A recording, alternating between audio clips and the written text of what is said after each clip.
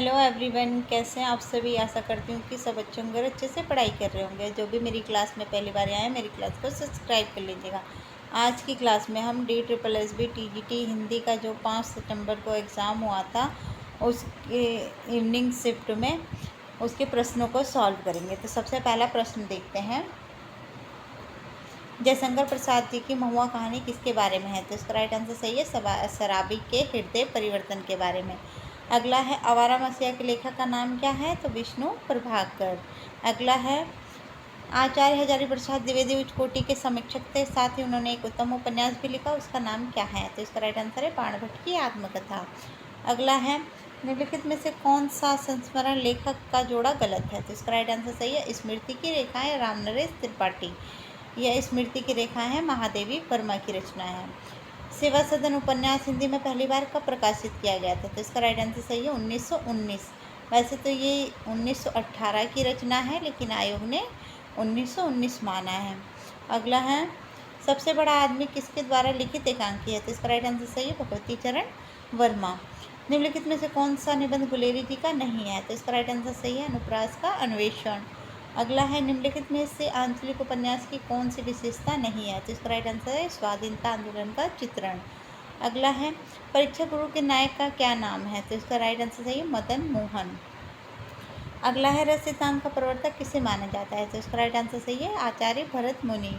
अगला है, निम्नलिखित में से कौन सी कहानी प्रेमचंद जी की नहीं है? तो इसका राइट आंसर है पुरस्कार। पुरस्कार जयशंकर प्रसाद की कहानी है। अगला है, आज्ञा की शरणदाता कहानी किससे संबंधित है? तो इसका राइट आंसर है विभाजन की विभीषिका। अगला है, मैलांचल कहानी का कथा क्षेत्र निम्न में से कौन सा है? तो इसका राइट आंसर सही है बिहार। अगला है, सुनंदा जैनेन्द्र की किस कहानी का पात्र है? तो इसका राइट आंसर सही है पत्नी। अगला है, करबला नाटक किसके द्वारा लिखित है? तो इसका राइट आंसर सही है प्रेमचंद जी। अगला है, कनुप्रिया किसकी काव्य कृति है? तो इसका राइट आंसर सही है धर्मवीर भारती। अगला है, निम्नलिखित में से किसे भारत हिंदू कालीन आलोचक नहीं कहा जा सकता? इसका राइट आंसर सही है श्याम सुंदर दास। अगला है, निम्नलिखित में से कौन सी एक रचना रामचंद्र शुक्ल जी की नहीं है? तो इसका राइट आंसर है हिंदी साहित्य और हिंदी भाषा। अगला है, अतखिला फूल किसके द्वारा रचित उपन्यास है? तो इसका राइट आंसर सही अयोध्या सिंह उपाध्याय हरिओद। अगला है, प्रसाद को छायावाद का जनक किस आलोचक ने माना है? तो इसका राइट आंसर सही इलाचंद जोशी। अगला है, मीराबाई के पदों में किस भाषा का प्रयोग हुआ है? तो इसका राइट आंसर सही है राजस्थानी मिश्रित भाषा। अगला है, निम्न में से कौन सी रचना रत्नाकर की नहीं है? तो इसका राइट आंसर सही है सुंदरी तिलक। अगला है, बाघ नामक प्रसिद्ध कविता किसने लिखी है? तो इसका राइट आंसर केदारनाथ सिंह।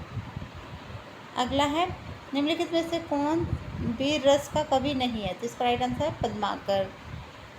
अगला क्वेश्चन है, किस कवि ने आश्रयदाता महाराज शिवाजी तथा छत्रसाल बुंदेला थे? तो इसका राइट आंसर सही है भूषण। अगला है, किरण तुम क्यों बिखरी हो आज रंगी हो तुम किसकी अनुराग स्वर्ण सर्जित किंजक किंजलक समान उड़ाती हो परमाणु पराग किसकी पंक्तियां हैं? तो इसका राइट आंसर सही है जयशंकर प्रसाद। अगला है, हिंदी भाषा की आदि जननी है? तो इसका राइट आंसर है संस्कृत। अगला है, प्रसाद जी की कामायनी के पात्र प्रतीकों के निम्नलिखित जोड़ों में से कौन सा जोड़ा गलत है? तो इसका राइट आंसर सही वृषभ आनंद का प्रतीक नहीं है। अगला, निम्न में से कौन सा कथन रहीम जी के बारे में असत्य है? तो इसका राइट आंसर सही वह अनपढ़ थे। अगला है, निम्नलिखित विकल्पों में से कौन सा विकल्प अष्टछाप के कवियों से संबंधित सही विकल्प है? तो इसका राइट आंसर सही है सूफी कवि थे। अगला है, निम्नलिखित में से कौन सी रचना घनानंद की नहीं है? तो इसका राइट आंसर है श्रृंगार विलास। अगला है, सूर्यकांत त्रिपाठी निराला जी के बारे में निम्न में से कौन सा विधान गलत है? तो इसका राइट आंसर सही है सदुकड़ी हिंदी भाषा का प्रयोग है। अगला है, किस रस की अभिव्यक्ति में सूरदास संसार के सर्वश्रेष्ठ कवियों में गिने जाते हैं? इसका राइट आंसर सही है वात्सल्य। अगला है, राहुल सांकृत्यायन ने हिंदी का प्रथम कवि किसे माना है? तो इसका राइट आंसर सही है सरहप्पा। अगला है, गोस्वामी तुलसीदास जी ने रामचरितमानस की रचना किस उद्देश्य से की थी? तो इसका राइट आंसर सही स्वांतः सुखाय। अगला है, हिंदी विश्व की कितनी भाषाओं में से एक है? तो इसका राइट आंसर है 6000। अगला क्वेश्चन है, विद्यापति ने अपना कौन सा ग्रंथ मैथिली भाषा में लिखा है? तो इसका राइट आंसर सही है पदावली। अगला है, निम्नलिखित में से कौन कवि और आचार्य दोनों रूप में प्रतिष्ठित थे? तो इसका राइट आंसर सही है केशव दास। अगला, हिंदी साहित्य का सर्वश्रेष्ठ विरह वर्णन, नागमती का विरह वर्णन किस ग्रंथ से संकलित है? इसका राइट आंसर पद्मावत। अगला है, भरत मुनि ने रसों की संख्या कितनी मानी है? तो इसका राइट आंसर सही है 8। खड़ी बोली का एक अन्य नाम भी है, तो इसका राइट आंसर सही है कौरवी। अगला क्वेश्चन है, निम्न विकल्पों में से उस विकल्प का चयन कीजिए जो दिए गए शब्द का विलोम शब्द है। तो बंधन का विलोम है मुक्ति। अगला है, देवनागरी लिपि लिखी जाती है, तो इसका राइट आंसर सही है बाईं से दाईं ओर। अगला है, मेरठ के पंडित गौरी दत्त की नागरिक प्रचार के लिए की गई सेवाओं में से एक पत्रिका नहीं है, तो इसका राइट आंसर है गीतिका। अगला है, देवनागरी लिपि की विशेषता है, तो इसका राइट आंसर है वर्णमाला ध्वनि वैज्ञानिक पद्धति के बिल्कुल अनुरूप है। अगला क्वेश्चन है, किस लिपि में प्रत्येक ध्वनि के लिए एक चिन्ह निर्धारित है? तो इसका राइट आंसर सही है देवनागरी। अगला है, ब्राह्मी लिपि का प्रयोग किसने शुरू किया था? तो इसका राइट आंसर सही है वैदिक आर्यों ने। अगला क्वेश्चन है, हिंदी की समस्त बोलियों को कितने भागों में बांटा गया है? तो इसका राइट आंसर सही है 5। अगला है, नीचे दिए गए शब्दों में प्रयोग संधि भेद का सही विकल्प पित्राज्ञा, तो इसका राइट आंसर पितृ प्लस आज्ञा। अगला है, देवनागरी लिपि को भी कहा जाता है, तो इसका राइट आंसर सही है लोकनागरी लिपि। अगला क्वेश्चन है, वर्ण संकेतों की सहायता से भाव विचार की अभिव्यक्ति है, तो इसका राइट आंसर सही है लिपि। अगला है, अवधी भाषा का मुख्य केंद्र है, तो इसका राइट आंसर सही है अयोध्या अवध। अगला क्वेश्चन है, भारत की ज़्यादातर लिपियाँ किस लिपि से निकली हैं? तो इसका राइट आंसर सही है ब्राह्मी लिपि। अगला क्वेश्चन है, उपभाषाओं के अंतर्गत हिंदी में कितनी बोलियाँ आती है? तो इसका राइट आंसर सही है 17। वैसे तो 18 है, इनमें 17 दिया हुआ है।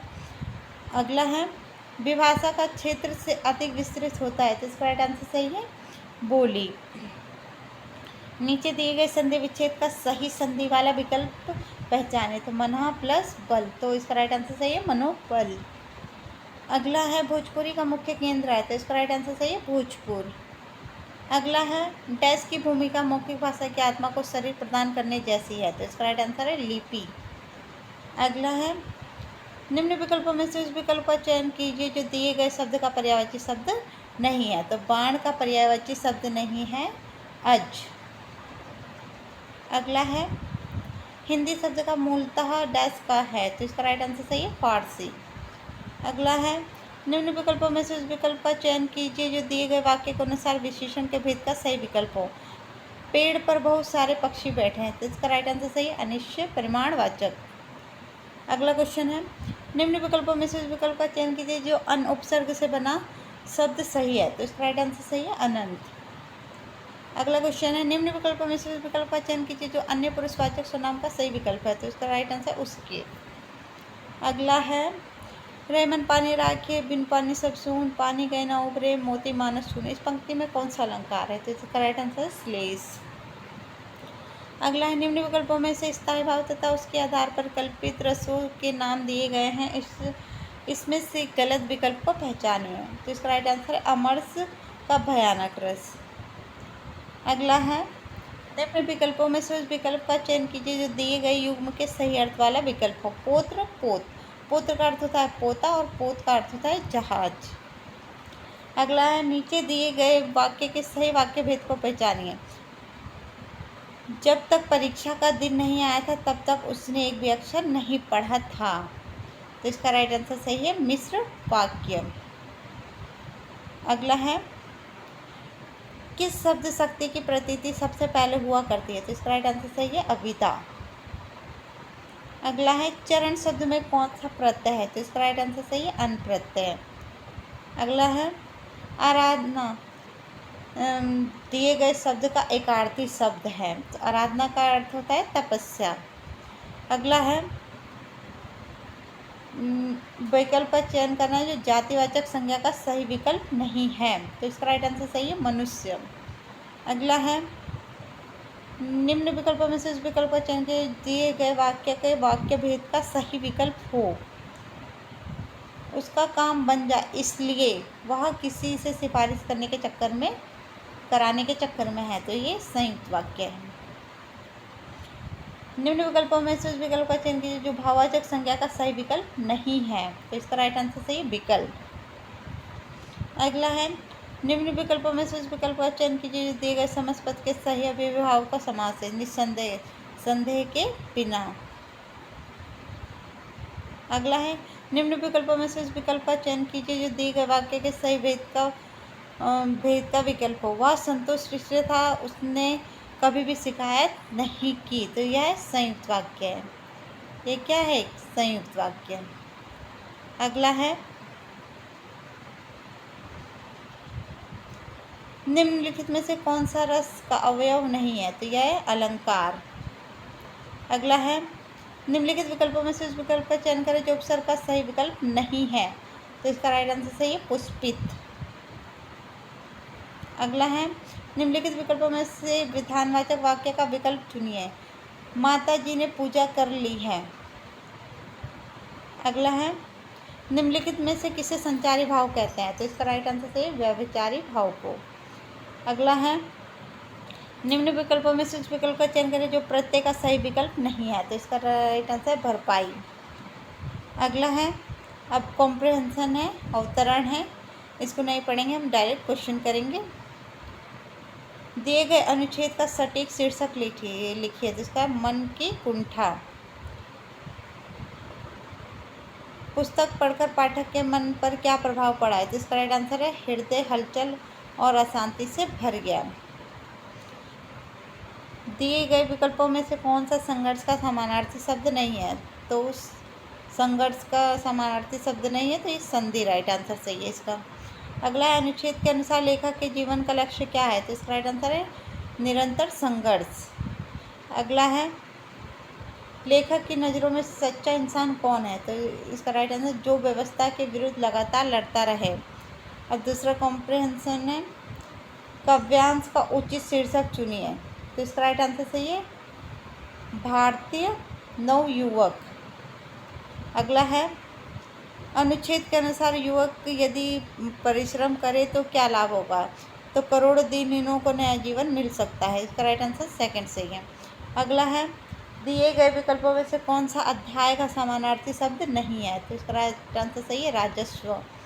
अगला है नवयुवकों से क्या करने का आग्रह किया जा रहा है? तो इसका राइट आंसर सही जनता में आत्मविश्वास का भाव जगाने का। अगला क्वेश्चन है यदि भारतीय नवयुवक दृढ़ निश्चय कर ले तो क्या क्या कर सकते हैं? तो इसका राइट आंसर विपदाओं का रास्ता बदल सकते हैं। अगला है अब टीचिंग मैथोलॉजी के सवाल हैं, 10 क्वेश्चन हैं इसके। पहला क्वेश्चन देखेंगे एक बच्चा व्यवस्थित रूप से भाषा कहाँ से सीखना शुरू करता है? तो इसका राइट आंसर सही है विद्यालय से। अगला है विशिष्ट से सामान्य का सिद्धांत क्या है? तो इसका राइट आंसर सही है वृद्धि और विकास। अगला है विकलांग व्यक्तियों के लिए राष्ट्रीय नीति कब लागू की गई थी? तो इसका राइट आंसर सही है 10 फरवरी 2006 में। अगला है साक्षरता क्या है? तो इसका राइट आंसर है अध्ययन और लेखन। अगला है आकलन के सिद्धांतों के अनुसार सही क्रम चयन करें। वर्तमान सी, मान्य वी, पर्याप्त एस, प्रमाणिक ए और विश्वसनीयता आर। तो इसको सही क्रम में लगाना है। तो इसका राइट आंसर ऐसे होगा VACSR। अगला नाटक के माध्यम से बच्चों में कौन सा कारक विकसित होता है? तो इसका राइट आंसर कल्पना और संवेग।